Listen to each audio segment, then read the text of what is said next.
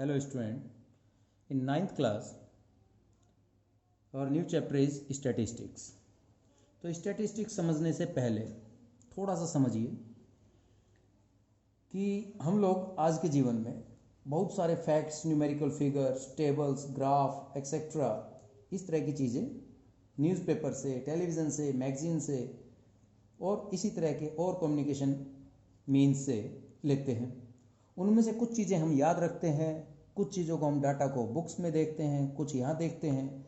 इन सभी फैक्ट्स को मिलाकर जब इन रिजल्ट्स को, इन डाटाज को कलेक्ट कर लेते हैं तो उसके बाद इन्हें हम इस तरीके से शो करते हैं कि ये समझने में इजी हो, और यही डीलिंग है स्टैटिस्टिक की।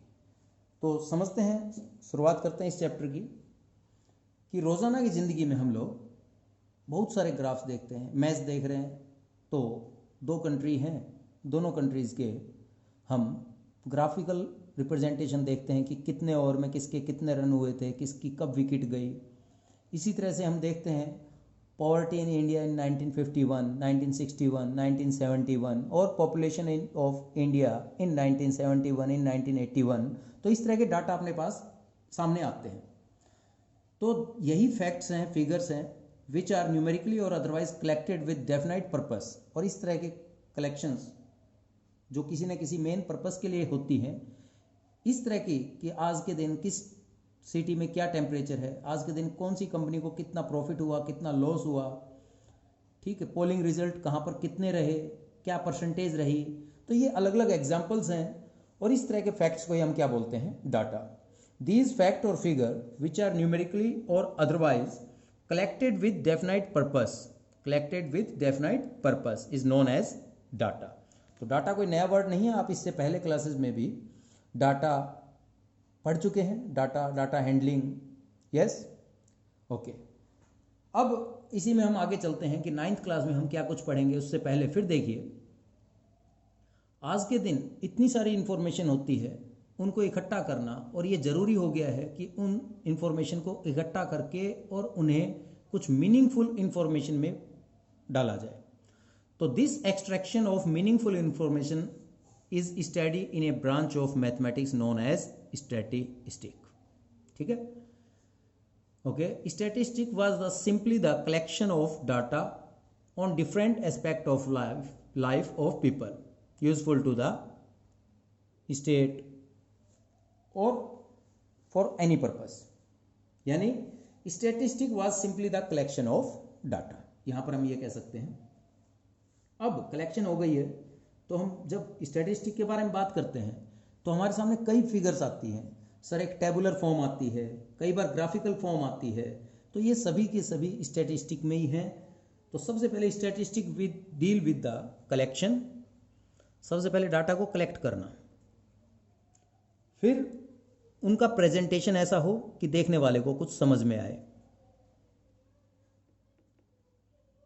फिर प्रेजेंटेशन ऐसा हो गया कि देखने वाले को कुछ समझ में आया तो उसने समझ लिया कि एनालिसिस कर लिया उसने, एनालिसिस, और फिर इंटरप्रिटेशन और कंक्लूजन।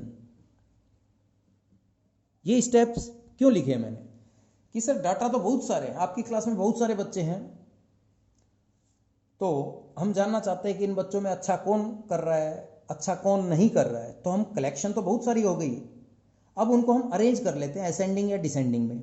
जब अरेंज करेंगे तो हर एक बच्चे का नाम और उसके आगे उसके मार्क्स, ये हो गया प्रेजेंटेशन। एनालाइज तो हमने देखा कि असेंडिंग ऑर्डर में है, असेंडिंग ऑर्डर में तो ऊपर के 5 बच्चों पर नजर डाली, उनके मार्क्स ज्यादा हैं, लास्ट के 5 बच्चों पर नजर डाली, उनके मार्क्स कम है। ये हमने एनालाइज किया। और कंक्लूजन कह दें या इंटरप्रिटेशन कह दें, और इंटरप्रिटेशन कह दें कंक्लूजन को।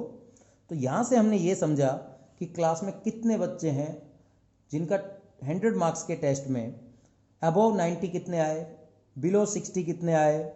तो ये सब क्या हो गया, कंक्लूजन या इंटरप्रिटेशन, कि उस रिजल्ट को हम अपनी तरफ से कैसे इस्तेमाल कर सकते हैं। इसी के अंदर 2 नए शब्द आते हैं, देखिएगा। सबसे पहला है प्राइमरी डाटा और फिर है secondary data. Second one is secondary data.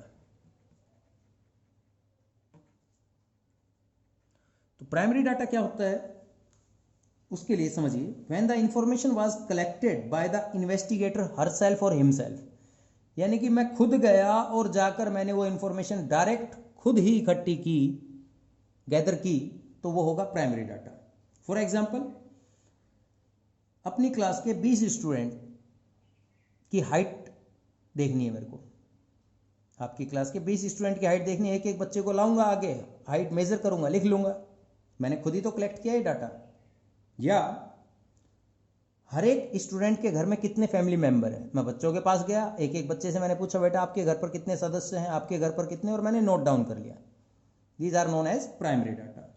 And secondary data, secondary data when the information was gathered from a source which already had the information stored, the data obtained is called secondary data. secondary data क्या हुआ, मेरे को पता करना है कि मेरी class में बच्चों की डेट ऑफ बर्थ क्या है। मैं एक एक बच्चे के पास जाने की बजाय मैं कंप्यूटर ऑपरेटर के पास गया, जहाँ पर उनके एडमिशन सेल में गया, और वहाँ जाकर मैंने पूछा कि ये बच्चा है, ये नाम है इसका, मेरे को बताइए इसकी डेट ऑफ बर्थ क्या है। तो ऑलरेडी ऐड था, क्योंकि आपका एडमिशन हुआ उस टाइम कंप्यूटर ऑपरेटर ने उसको ऐड कर लिया था, तो उसने मेरे को बता दिया। इसी तरह मैं अकाउंट सेक्शन में गया, आप लोगों के पास नहीं गया डायरेक्ट, मैं अकाउंट सेक्शन में गया, कितने बच्चों की फी पेंडिंग है। या मैं एग्जाम ब्रांच में गया, कौन कौन बच्चा उस डेट को एग्जाम में नहीं आया, तो मैंने एब्सेंटीज वहां से नोट कर ली, मैं आपके पास नहीं गया direct. These are known as secondary data. तो प्राइमरी डाटा और सेकेंडरी डाटा के आप बहुत सारे एग्जाम्पल अपने आसपास से देख सकते हैं। फिर आगे बात आती है सर क्या, प्रेजेंटेशन ऑफ डाटा, कि डाटा तो बहुत सारे हैं, मगर जब तक उनको प्रेजेंटेशन नहीं करेंगे तब तक वो समझ में नहीं आएंगे। तो प्रेजेंटेशन ऑफ डाटा देखिएगा क्या कहता है, presentation of data as soon as the work related to collection of data is over, जब हम डाटा को कलेक्ट कर लेते हैं, investigator has to find out way to present them in a form which is meaningful. presentation of data, इस form में आप अपने डाटा को दिखाएं कि वो मीनिंगफुल हो, easily understandable हो, और उसके मेन फीचर देखते के साथ दिखाई दें, ये होगा प्रेजेंटेशन। मैंने 100 बच्चों के मार्क्स लिख लिए रैंडमली, कैसे भी आगे पीछे बड़े ज़्यादा कम कैसे भी लिख लिए, उसको लिस्ट को मैं आपको देता हूं, तो आपको समझ में नहीं आएगा सर ये लिस्ट में मतलब क्या शो कर रहा है। और वहीं पर मैं उन 100 स्टूडेंट्स के मार्क्स को अरेंज कर दूं असेंडिंग और डिसेंडिंग ऑर्डर में, तो आपको पता लग जाएगा सर ज़्यादा मार्क्स इन बच्चों के देखते के साथ एट ए ग्लांस। तो ये होता है प्रेजेंटेशन ऑफ डाटा। अब प्रेजेंटेशन ऑफ डाटा से पहले 2 तरह के डाटा होंगे जिनके बारे में हम पढ़ेंगे, ग्रुप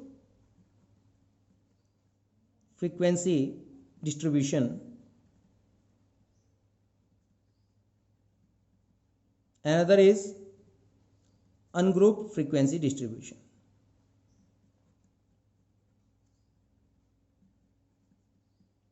सबसे पहले हम शुरू करते हैं अनग्रुप। इसके लिए एक एग्जांपल लेते हैं।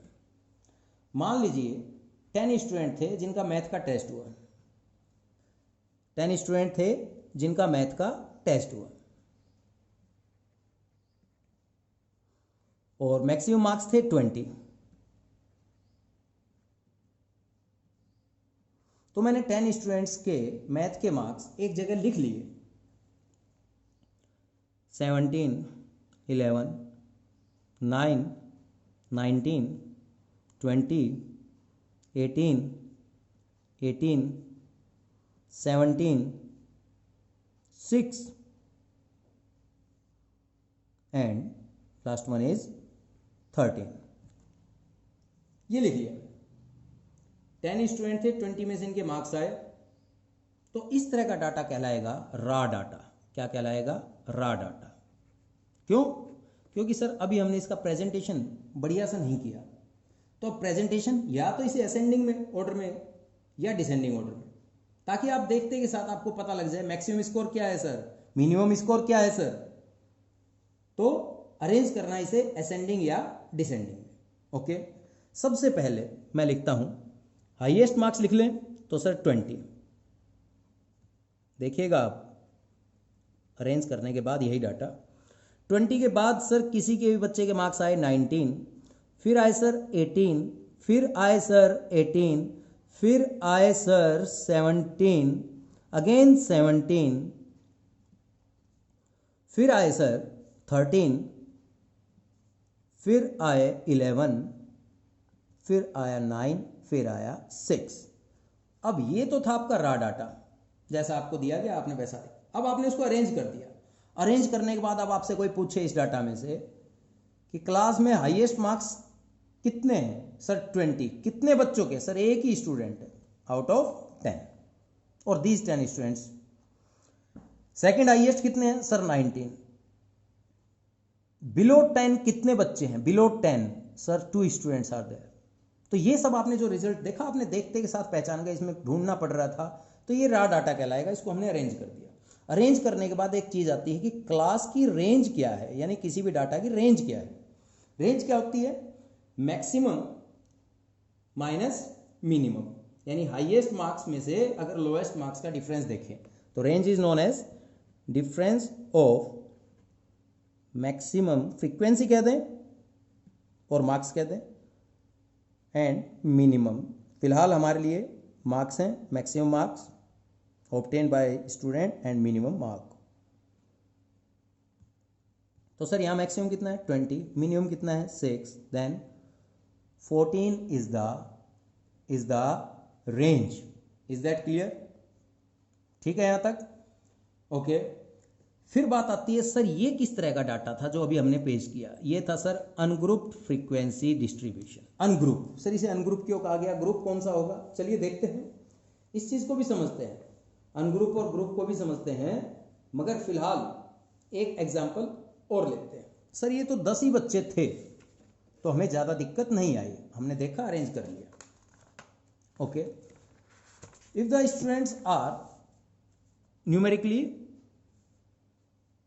मोर, तो मान लीजिए आपके पास 20 से 30 बच्चे दे रखे हैं या 100 बच्चे दे रखे हैं और उनके मार्क्स दे रखे हैं आउट ऑफ 20। तो आप उन सब के मार्क्स के लिए हर एक बच्चे को अलग से नोट करेंगे, बड़ा टाइम लग जाएगा। फॉर एग्जाम्पल मार्क्स आए 10, 9, 8, out of there are 20 student and maximum mark 10। ठीक है, 20 स्टूडेंट है, 10 में से मार्क्स हैं 10, 9, 8, 3, 7, 8, अगेन 8, 6, 5। हर एक बच्चे के मैंने इस तरह से नोट कर लिया, 3, 2, 7, 10, 9, 5, 5 एंड 3, 8, 10, 7, 6। अब हो सकता है 20 से ज़्यादा ही बच्चे हो जाएं। मैं आपको जो समझाना चाह रहा हूं वो क्या है कि अगर एक जैसे मार्क्स ज़्यादा बच्चों के हों तो वो मार्क्स, जैसे 10 मार्क्स आए हमारे पास, 1, 2, 3, तो 3 स्टूडेंट गोट 10 मार्क, तो 10 मार्क की फ्रीक्वेंसी क्या हो जाएगी 3। देन 10 मार्क्स की फ्रीक्वेंसी क्या हो जाएगी 3। ओके, फिर से सुनिएगा मैंने क्या कहा। जैसे 10 मार्क्स मान लीजिए हमारे पास 3 स्टूडेंट्स के हैं, तो हम यहां पर कह सकते हैं 3 स्टूडेंट गॉट 10 मार्क। तो यहां पर हम फ्रीक्वेंसी बताएंगे क्या होगी, किस तरह से होगी। तो सबसे पहले हमने मार्क्स लिख लिए और यहां पर हमने लिख दी फ्रीक्वेंसी और number of student. Is that clear? Number of students. सबसे पहले मैंने देखा 10 मार्क्स भी आए हैं किसी के 9 भी आए हैं, 8 भी आए हैं, 7 भी आए हैं, 6 भी आए हैं, 5 भी आए हैं, 4 भी आए हैं, 3 भी आए हैं सर, 2 भी आए हैं, 1 नहीं आया, 0 नहीं आया। किसी का बहुत अच्छी क्लास है, 0 नहीं आया। फ्रीक्वेंसी डिस्ट्रीब्यूशन टेबल बनाना सिखा रहे हैं हम। ये क्या था अब अपना टॉपिक, फ्रीक्वेंसी डिस्ट्रीब्यूशन टेबल, कि किस तरह से बनाया जाता है। ओके, 10 मार्क्स आए हैं, कितने बच्चों के sir 1, 2, 3। Okay, number of student और number of frequencies, that is the frequency. Number of student means frequency. Sir 9 marks कितने बच्चों के आए? 1 2 ओके। सर 8 मार्क्स कितनों के आए? 1 2 3 4 इजिली चेक कर पा रहे हैं हम। सर 7 मार्क्स कितनों के आए? 1 2 3। सर 6 मार्क्स वाले बच्चे कितने हैं? 1 2। सर इसी तरह 5 मार्क्स वाले बच्चे कितने हैं? 1 ओनली 1। सर 4 मार्क्स वाले कितने हैं? 1 ओनली 1। सर 3 मार्क्स किसी के आए हों? 1 2 3। There are 3 student got 3 marks. 2 marks वाले बच्चे कितने हैं? सर 1। नंबर ऑफ स्टूडेंट थे कितने? सर 20 स्टूडेंट थे। इन सब का सम भी 20 आना चाहिए। अगर इन सब का सम 20 नहीं आया तो हमसे कोई ना कोई बच्चा कहीं ना कहीं किसी के बच्चे के मार्क्स छूट गए हैं। Is that clear? That is frequency distribution table. 3 2 5 5 4 9 9 3 12 12 2 14 15 16 17 18 19 and 20। समझ में आया? तो ये था अपने पास ungrouped frequency distribution table. Simply frequency distribution table भी बोल सकते हैं, अदरवाइज इट इज अनग्रुप्ड। तो सर ग्रुप्ड क्या होते हैं? ग्रुप फ्रीक्वेंसी डिस्ट्रीब्यूशन टेबल भी समझेंगे। उसके लिए मेरे को एक और एग्जांपल देखना पड़ेगा। आइए फिर से मैं इसी तरह का एक ही, सर नंबर ऑफ स्टूडेंट हैं 30, मैक्सिमम मार्क हैं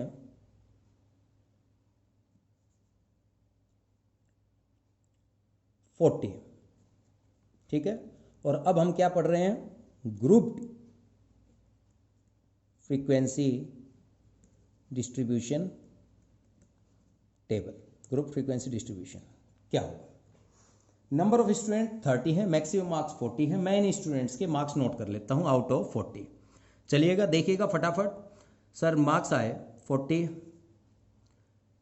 22, 23, 33, 39, 40 की बजाय इसको भी हमने 20 कर दिया। यस 39। फिर अब सर लिख दीजिए आप जो भी आपको लगते हैं। 36, 27, 29, 34, 23, 16, 28, 31, 39, 37,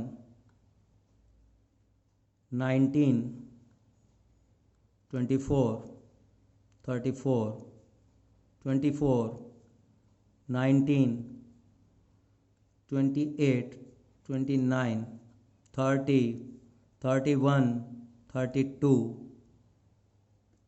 और सर ये आ गए 33। मैंने मार्क्स लिख दिए, कैसे भी लिख दिए, आप इस चीज़ को न सोचिए। 35, 17, 19। अब मैं इन 30 बच्चों का अगर बनाने लगा फ्रीक्वेंसी डिस्ट्रीब्यूशन टेबल अनग्रुप, तो 30 लाइनें भर जाएंगी। अगर कुछ बच्चों के एक जैसे मार्क्स आ रखे हैं तो थोड़ी कम हो जाएंगी, मगर ये थोड़ा कंजेस्टेड हो जाएगा। अब इसके लिए हमें क्या करना पड़ा कि क्लास इंटरवल बनाना पड़ा। और क्लास इंटरवल बनाने के लिए हमें सबसे पहले चाहिए class size. Class size 40 marks का टेस्ट है, आप अपने हिसाब से कर सकते हैं। 40 मार्क्स का टेस्ट है और आप अपने हिसाब से ले सकते हैं। फॉर एग्जाम्पल सर मैं इसमें 40 की बजाय 45 स्टूडेंट कर देता हूँ, कोई दिक्कत? सॉरी मार्क्स 45 कर देता हूँ, स्टूडेंट भी 30 की बजाय 35 कर देता हूँ। ऐसा क्यों किया? मेरे को कुछ डाटा और डालने हैं यहाँ पर। 11, 9 भी मार्क्स आए किसी के, कोई बात नहीं, धीरे धीरे सुधार कर लेगा। 17, 14 एंड 5 ये मार्क्स।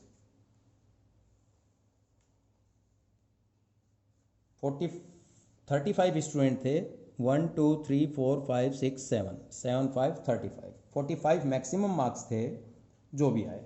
मैक्सिमम मार्क्स को हम चेंज भी कर देते हैं, 40 ही रख लेते हैं, डजेंट मैटर, कोई घबराने की जरूरत नहीं। कोई मत सोचना सर ने ये चेंज क्यों किया, थोड़ी देर में पता लगेगा। क्लास साइज सर सबसे पहली बात आती है, जब हम फ्रीक्वेंसी डिस्ट्रीब्यूशन टेबल बनाएंगे तो हमारे पास क्लास इंटरवल होना चाहिए मार्क्स के लिए, और number of student as a frequency, number of student as a frequency होनी चाहिए। अब एक एक बच्चे को उठाने लगे टाइम जगह ज़्यादा हो जाएगी, और ये जगह का मतलब क्या है, यहाँ पर थोड़ा सा हमारा ये लेंथी हो जाएगा और मीनिंगफुल नहीं रहेगा। तो मैं क्या करता हूँ, मैं 5 का इंटरवल ले लेता हूँ, क्लास साइज क्या ले लेता हूँ 5। तो सबसे पहले आप देख कर बताइए, क्या 0 से 5 किसी बच्चे के मार्क्स हैं? सर 5 है। तो 0 से 5 अगर मैं लिखता हूँ, 5 से 10 लिखता हूँ, 10 से 15 लिखता हूँ, ये मेरा क्लास इंटरवल, जिसमें क्लास साइज क्या है 5। क्लास साइज क्या होता है? Upper limit minus lower limit, upper limit minus lower limit. Sir ये 15 to 20, 20 to 25, 25 to 30, 30 to 35, 35 to 40, 40 marks का टेस्ट था। सुनते जाएंगे आप लोग। एक और चीज़ आपने सीखी थी, उसको मैं थोड़ा सा बताना भूल गया, तो कोई बात नहीं, यहाँ पर देख लेंगे इसको हम। Tally mark, sorry, that is tally mark and that is number of student. Tally mark की जरूरत क्यों पड़ेगी, देखिएगा, समझिएगा। आप लोग इससे पहले ही पढ़ चुके हैं। 0 to 5। अब यहाँ पर एक बात इंपॉर्टेंट, सर ये 5 जो है ना, ये नेक्स्ट क्लास में काउंट होगा, ना कि यहाँ पर, क्योंकि 5 यहाँ भी है, यहाँ भी 21 में काउंट करें। तो आगे से हमेशा ध्यान रखें, जिस बच्चे के 5 मार्क्स आए वो स्टूडेंट इस क्लास इंटरवल की बजाय नेक्स्ट में काउंट होगा। सर इस तरह से किसी के 20 आएंगे तो वो 20 से 25 में काउंट होगा, वह 20 से 25 में काउंट होगा। ठीक है, आइए इसी डाटा को लेकर यहीं पर मैं आपको समझाने की कोशिश करता हूं कि इस डाटा से अपना ग्रुप्ड फ्रीक्वेंसी डिस्ट्रीब्यूशन टेबल कैसे बनेगा। Again, grouped frequency distribution table, थोड़ा सा गलती हो गई थी जिसकी वजह से मैंने आपको चेंज ही कर दिया। सबसे पहले आएगा सर मार्क्स, ग्रुप मैंने बता दिया आपको। फिर आएगा सर टैली मार्क, जब ज़्यादा डाटा हो, ज़्यादा लेंथी हो, तो आप से कोई छूट ना जाए स्टूडेंट के मार्क्स, उसके लिए, या कोई भी एग्जाम्पल हो, and that is number of student. अब देखिए टैली मार्क, तो सर आपने क्या क्या बनाया? सर कोई ज़रूरी नहीं है, आपके पास होगा, क्वेश्चन में गिवन है तो ठीक, नहीं तो आप अपने आप देख ले भाई, मैं 0 से 10 भी बना सकता हूँ, 10 से 20 भी बना सकता हूँ। आइए, तो इस बार हम क्लास साइज क्या ले लेते हैं 10, कोई दिक्कत? क्लास साइज क्या ले लिया हमने 10 ले लिया। तो डाटा शुरू करते हैं, मार्क्स क्लास इंटरवल को 0 से 10, 10 से 20, 20 से 30, 30 से 40। वहाँ पर भी आपने समझा। और फिर देखिए, अगर किसी बच्चे के 30 मार्क्स आए तो नेक्स्ट क्लास इंटरवल में इंक्लूड होगा। तो सबसे पहले शुरुआत करते हैं 20, ठीक है। 20 कहाँ होगा? 20 से 30 में। यहाँ पर मैंने एक टैली लगा दी। सर नेक्स्ट 22, 20 से 30 में ही आएगा, 22 भी ओके। तो यहाँ पर मैं टिक कर देता हूँ जो मेरे से हो गया, ताकि कोई गलती से छूटे ना। सर 23 भी इसी में आएगा। 33 सर 30 से 40 में आएगा। 39 सर 30 से 40 में आएगा। 36 सर इसी में आएगा। 27 सर इसमें आएगा। अब ध्यान देना, इंपॉर्टेंट बात, 29 भी इसी में आ गया। जब आप 4 ये मार्क कर दें तो 5th जब भी आएगा तो आप पहले के टॉप से लास्ट के बॉटम को ज्वाइन करेंगे, दैट इज द बंच। क्या बोलेंगे इसे? बंच। इस अकेले बंच का मतलब होता है 5, ठीक है, ओके। इसकी जरूरत क्यों पड़ी? मैं आपसे कह दूं बेटा ये गिनना कितने मार्क लगाए मैंने, तो काउंट करने में बड़ी दिक्कत आई। 1 2 3, अरे सर गलती हो गई, एक बार फिर करते हैं। बजाय इसके मैं आपसे कह दूं एक बार ये काउंट करना भैया, तो आप कहेंगे सर 5 5 10 11 12 13। तो ये जरूरत क्यों पड़ी? आइए फिर देखते हैं आगे कहां तक आ गए थे हम। 29 तक, ठीक है, 5 6 7, ठीक। 34 कहाँ आएगा सर? मार्क करता हूं, कुछ रह ना जाए, गलती ना हो जाए। 4 के बाद 23 अगेन शुरू किया मैंने इसमें। 16 sir 10 to 20, 28 sir 20 to 31 sir next में आएगा तो ये बंच बना गया। 39 सर फिर शुरू करेंगे इसमें, 37 फिर करेंगे, 19 सर इसमें आ जाएगा, 24 सर यहाँ आ गया, 34 सर एक बार और आ गया, 24 सर आ गया, 19 कोई बात नहीं टाइम लगेगा मगर आप बड़े अच्छे से समझ जाएंगे इसको, 28 अब 28 कहाँ पर आएगा, यस ये बना गया एक और बंच। 29 सर फिर स्टार्ट करेंगे, 30 नेक्स्ट में काउंट होगा, 31 सर ये एक और बंच बन गया, 32 सर फिर स्टार्ट करेंगे, 33 ठीक है सर, 34 ठीक है सर, 35 ठीक है सर, 17 ओके, 19 सर बंच बन गया, 11 सर ये आ गया इसमें, 9 17 14 5 ये हो गया। अब काउंट कर लें, 2 5 + 3 8 5 + 5 + 10 + 1 11 5 + 5 10 + 4 14। बेटा कितने स्टूडेंट लिए थे हमने, 35। क्या इन सब का सम 35 आना चाहिए, yes. 8 to 10 11 4 1 carry 1 1 2 and 35। That is grouped frequency. अब ग्रुप्ड और अनग्रुप्ड में क्या अंतर था वो समझ में आया। जहां हम अनग्रुप के लिए इस तरह से मार्क्स लिखकर नंबर ऑफ स्टूडेंट और फ्रीक्वेंसी, और ग्रुप में हमने एक ग्रुप बना दिया एक तरह से, तो ग्रुप फ्रीक्वेंसी डिस्ट्रीब्यूशन और अनग्रुप फ्रीक्वेंसी डिस्ट्रीब्यूशन। अब ग्रुप में भी एक अंतर है, उसको भी समझिएगा, ग्रुप में भी एक नई चीज आएगी, समझिए। एक छोटा सा एग्जांपल ही लेते हैं हम। ग्रुप में दो तरह के क्लास इंटरवल हो सकते हैं। ग्रुप्ड में ग्रुप डिस्ट्रीब्यूशन के अंदर, ग्रुप फ्रीक्वेंसी डिस्ट्रीब्यूशन के अंदर हम देखेंगे दो तरह के क्लास इंटरवल होंगे। एक होगा कंटिन्यूअस क्लास इंटरवल का, ओके, और सेकंड होगा डिस्क्रीट क्लास इंटरवल। अब कंटिन्यूअस क्लास इंटरवल डिस्क्रीट में क्या अंतर है, वही एक एग्जांपल लेता हूं मैं। 0 से 10, 10 से 20, 20 से 30, 30 से 40, और यहां पर लेता हूं एक 0 से 9, 10 से 19, 20 से 29 और 30 से 39। दोनों में अंतर देखना। सर ये 0 से 10 था तो 10 से ही शुरू हुआ, so why it is called continuous. Sir जहां से शुरू खत्म हुआ वहीं से शुरू हो गया, ये कंटिन्यूअस है, इसमें कोई। अब मैं इस, मान लीजिए मार्क्स है, किसी बच्चे के मार्क्स आ गए सर 9.5, तो वह इसमें भी नहीं रहा, इसमें भी नहीं रहा, तो ये कैसा क्लास इंटरवल है, डिस्क्रीट। अगर क्वेश्चन आपके पास कभी भी डिस्क्रीट का होगा तो आपको उसे कंटिन्यूअस बनाना पड़ेगा। अब ये भी बड़ा इंपॉर्टेंट है, कंटिन्यूअस कैसे बनाया जाए। कंटिन्यूअस बनाने के लिए आपको क्या करना है, कोई भी एक क्लास इंटरवल ले लें आप, कोई भी एक क्लास इंटरवल ले लें। सर फॉर एग्जांपल मैंने 10 से 19 ले लिया, एक और ले लें इससे जस्ट नेक्स्ट, सर ये ले लिया मैंने 20 से 29, ठीक है, कोई एक पहले लिया फिर कोई एक उसी से अगला ले लेना है। और अब आप देखना इसमें लोअर लिमिट, इसकी लोअर लिमिट, ये लोअर लिमिट होती है, ये अपर लिमिट होती है, कितनी है सर 20। अपर लिमिट इसकी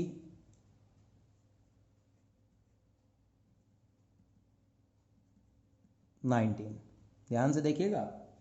और सर इन दोनों का डिफरेंस कर देना मेरे को, डिफरेंस कितना आया 20 माइनस 19 1, और जो भी डिफरेंस आए उसका हाफ कर देना मेरे को, half the difference, that is 0.5, ठीक है। इसमें मैं आगे कंटिन्यू करूंगा, अभी कुछ चीज समझानी, मगर एक बार और देखिए इस तरह का एग्जांपल कि सर डिस्क्रीट क्लास इंटरवल दे रखा हो 0 to 8, 10 to 18, 20 to 28, 30 to 38। तो मैंने क्या कहा, ये सब तो मैंने पहली बार समझाया आपको, इसलिए बताना पड़ा, अदरवाइज आप सीधा क्या करेंगे, सर किसी भी क्लास के अपर लिमिट उससे प्रीवियस क्लास कि लोअर लिमिट का डिफरेंस 20 माइनस 18 का हाफ कर देना मेरे को, कितना आया 1। दोनों एग्जाम्पल अभी मैं इसी को कंटिन्यू करूंगा। ये बात समझ में आई कैसे निकालना है इस चीज़ को? बहुत ज़्यादा बड़ी चीज़ नहीं है, पहली बार था इसलिए सब कुछ समझाया, अदरवाइज आप डायरेक्ट करें। सर 30 माइनस 28 2 का हाफ करना है, क्यों करेंगे देखिएगा। आइए वापस मैं सिर्फ इसी पर अभी कंसंट्रेट करता हूँ, फिर इस दूसरे एग्जाम्पल को भी एक बार आपको कंटिन्यू कर कर दिखाऊंगा। सर डिस्क्रीट मेरे पास गिवन है ये, और अब इसे कंटिन्यू करना मेरे को, तो किस तरह से कंटिन्यू करेंगे इस डिस्क्रीट को, उसको समझिएगा। ओके, आइए देखते हैं। ये सर जो अपना 0.5 डिफरेंस आया था ना, इसको लोअर लिमिट में सब्ट्रैक्ट करना है, अपर लिमिट में ऐड करना है। ठीक है, लोअर लिमिट में सब्ट्रैक्ट करना है और अपर लिमिट में ऐड करना है। तो अब इसी का कंटिन्यूअस क्लास इंटरवल कैसे बनेगा समझिएगा। तो 0.5 आ गया था हमारे पास, जिसको हमें लोअर लिमिट की तरफ सब्ट्रैक्ट कर देना है। तो 0 में से 0.5 सब्ट्रैक्ट किया तो कितना आया, -0.5, और सर ऐड किया तो कितना आया 9.5। सर इसमें से फिर 0.5 सब्ट्रैक्ट करेंगे, यस, तो कितना आएगा 9.5, और अगले में ऐड कर देंगे 19.5, फिर सब्ट्रैक्ट कर देंगे 20 में से 0.5 को 19.5, और 29 में से किया तो 29.5 ऐड कर दिया। 30 में से सब्ट्रैक्ट किया 29.5, और 39 में ऐड किया तो 39.5। अब बोलिए कंटिन्यूअस बना? ये था तरीका, समझ में आया कंटिन्यूअस कैसे बनाना है। आइए एक एग्जाम्पल और देखते हैं कंटिन्यूअस का। कौन सा? सर ये जो अभी आपने समझाया था। सर इसमें डिफरेंस कितना आ गया था 1, मेरे को यहाँ 1 को सब्ट्रैक्ट कर देना है, यहाँ 1 को ऐड कर देना, और इसी का कंटिन्यूअस देखिएगा कैसे बनेगा।